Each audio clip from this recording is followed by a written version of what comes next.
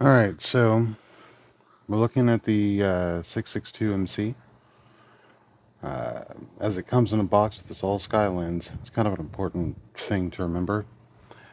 If we connect it and we rotate this around, we can see the focal plane changing. But it's weird because it's supposed to be a color camera, but it's not really showing a whole lot of color at all. Like everything looks white. Uh, Maybe a little tinge of color there in the background, but it's not very good. We take the all sky lens off, thinking it might correct itself when you put it in a telescope because it's designed to be a telescope camera, right? But when we take this thing off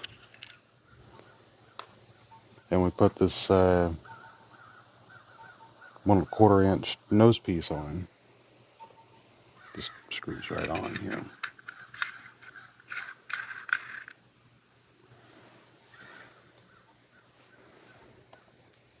And wake my there. So we can see that it's not seeing anything, and if I put my hand over it, then it shows black. So the sensor's working, but there's something going on here. What's happening is tied to this this sensor cover right here. It's an anti-reflective sensor cover. So the camera is getting blinded by infrared light.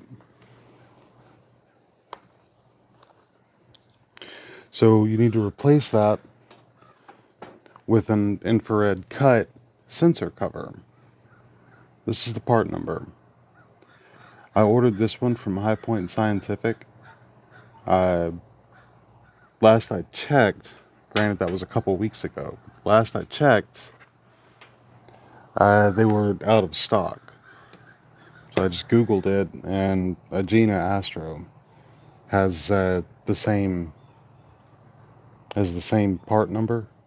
So you can order it from them, and I'm sure that there's other distributors still that may have one of these things available. So what we're going to do to change this out, this comes with 4 screws. I dropped one of them a few minutes ago, and it spent a good half hour frantically looking for it and haven't been able to find it. But those 3 screws should still hold everything nice and in place.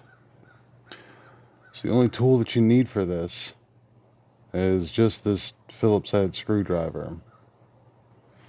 So we're going to back these screws out, and got my handy dandy coaster here to hold them in. So hopefully I don't drop another one.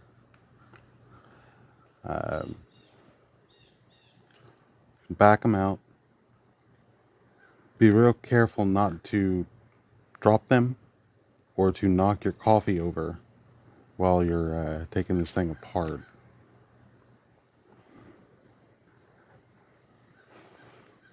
As you back these out, this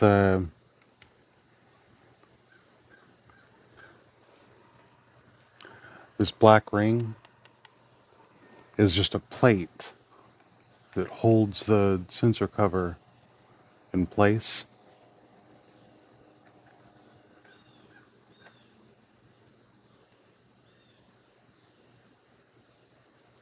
Okay, there's my 3.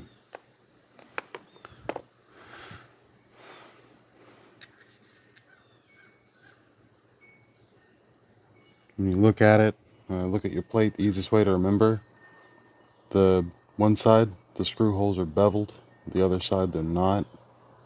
Bevel side up. So as we're looking at the internals, you'll see this little rubber boot underneath that window. So we're going to set that to the side for a second. Gonna open this up.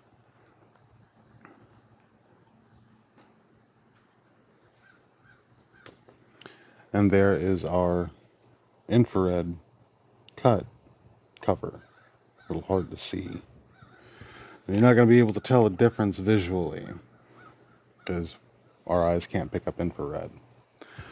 So what we're going to do is we're going to take this off, and it appears that this rubber boot has a bit of an adhesive on it.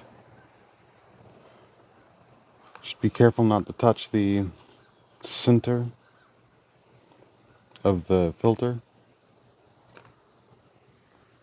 We're going to place this on and center it on that boot as best we can.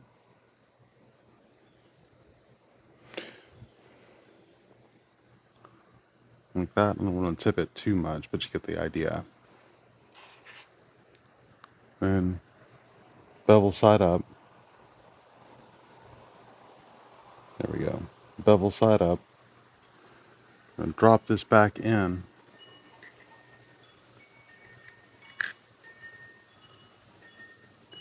And then we're just going to turn that until we see the screw holes there. Put the screws back in. Again, please, for the love of everything holy, don't lose these screws, man. They're really tiny, really easy to lose track of.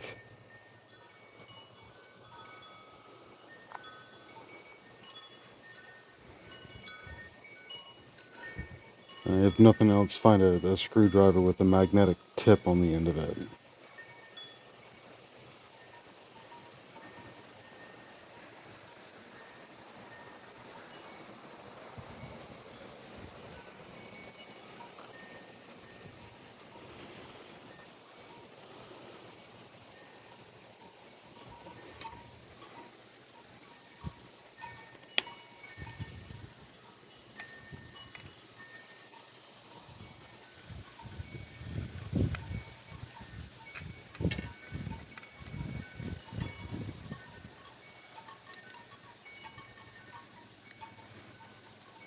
Sorry for the painful silence.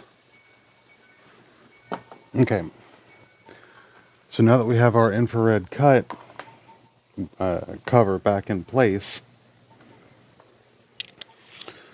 let's try putting the all-sky lens back on. And let's see what it does.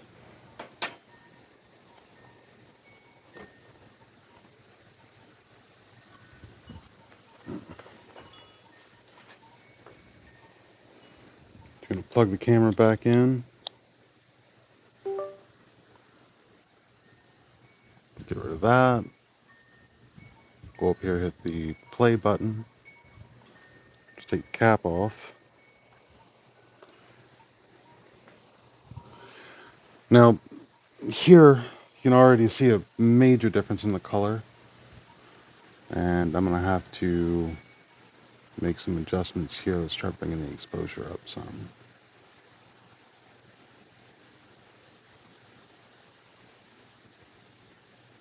There we go. So we can already see a major difference in the color. And as I play around and try to bring this into focus, far better focus, far better color control. And that's just with the all sky. So if we trade out the all sky for just the regular nose piece, it's still not going to look like much, I don't think. But that's just because it's unfocused. But you can see even at that, you're still getting better color out of it. So if we slip that into a telescope with the nose piece on it, you're going to get a much, you're actually going to get an image out of it instead of just the blank white or solid black that you would otherwise get without changing that sensor cover out. Again, this is the part number, and you can Google that whole part number, the ZWO-D21IR-Cut1. You can Google that, and you'll get a list of distributors that have it on hand. The total cost is uh, 15. It's around $15 USD, and after shipping, I think, including shipping from High Point to right outside of Nashville, Tennessee, is where I live, it was around about 20 bucks. But the sticker price on it's about 15. So there may be distributors that have a lower shipping cost. There may be distributors that have uh, a lower sticker price. But it's not expensive. Uh, Not terribly expensive, I should say. So that's uh, that's this video, and I hope that helps. Uh, Hope that helps. Thanks.